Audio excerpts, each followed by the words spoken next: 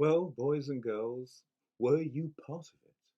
Were you clapping outside your house or at the window of your flat last night? Did you hear those waves of applause at 8 o'clock as the country showed its gratitude to all those who work in the NHS, those who are working tirelessly to keep us safe? Yes, doctors, nurses, porters, cleaners, ambulance drivers, those in the control rooms, everyone. Indeed, the National Health Service is one of the great institutions of the world and is also one of the biggest employers with around 2 million people. Whilst we are all staying at home, the NHS workers are still going about their business. They are committed, utterly committed to looking after us when we are sick, or if we have an accident and need a doctor or an ambulance. And right now, they are working tirelessly to save lives and care for those infected with COVID-19. If for any reason you missed it last night, I do urge you after this assembly to go to your computer, to your search engine, and just type in two words, NHS and clapping, and I think you will be moved by what you see. It's as good a moment as any to reflect on the NHS and what a remarkable thing it is. It was introduced by the Labour Party after World War II in 1948. The driving force was a remarkable Welsh politician called Nye Bevan, who actually left school at the age of 13, and in his teens he worked as a coal miner. But he rose to become a minister of the Crown. And Bevan believed that good health care should be available to everyone, regardless of wealth. You see, before 1948, people with money, the upper classes, middle class, they didn't have to worry about being ill. They could pay for doctors and hospitals.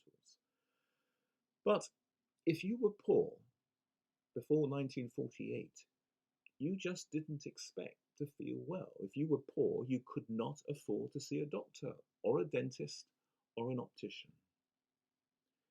The three principles of the NHS are that it meets the needs of everyone in our society, that it be free at the point of delivery, and that it be based on clinical need and not the ability to pay.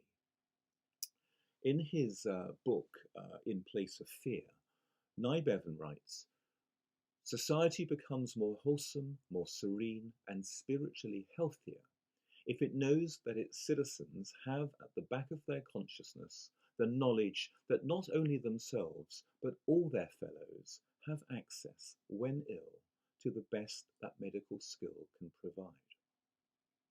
Now, of course, the NHS is not, strictly speaking, free. It's funded by the taxes that your parents pay, that your teachers pay, and all working men and women. But the point is, it is free at the point of delivery, and no one, therefore, needs to worry about the cost whilst they are being cared for. And that is not the case in many, many countries of the world, where afterwards you would have a big bill to pay. Last night, we showed our gratitude for this remarkable service, the NHS, and in particular for all those hard-working men and women who make up the service. Showing gratitude it's one of the most beautiful things that we can all do, and we can all do it each day. Probably we could all complain about things if we chose to. I wish I had more friends. I wish I had a bigger bedroom. I wish I had the latest Xbox. But what about making a list of all the things you are grateful for? The delicious toast and butter you had this morning. The friendly wave from your neighbour. That time your teacher helped you to find your lost pencil case. Perhaps, starting today, keep a little notebook and write down, say, 5 things you are grateful for. Often journals are full of woe, full of problems that are confided, of all the things that make you unhappy. But starting today, try to write down 5 things. No matter where you are in life, if you are grateful for what you have, you will see more and your world is richer.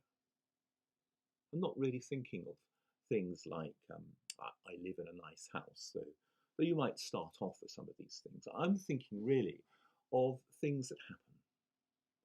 If you can do this, you live your whole life differently, actually looking for things to be grateful for. It changes one's consciousness about seeing the positive rather than only the negative. I wish you all a wonderful day, and boys and girls, well done on trying your best this week. I want you to know that I miss you all very much, and that I do think of you, and I look forward to seeing you all again in person as soon as it is possible. Meanwhile, keep washing your hands, and I'll see you all again on Monday.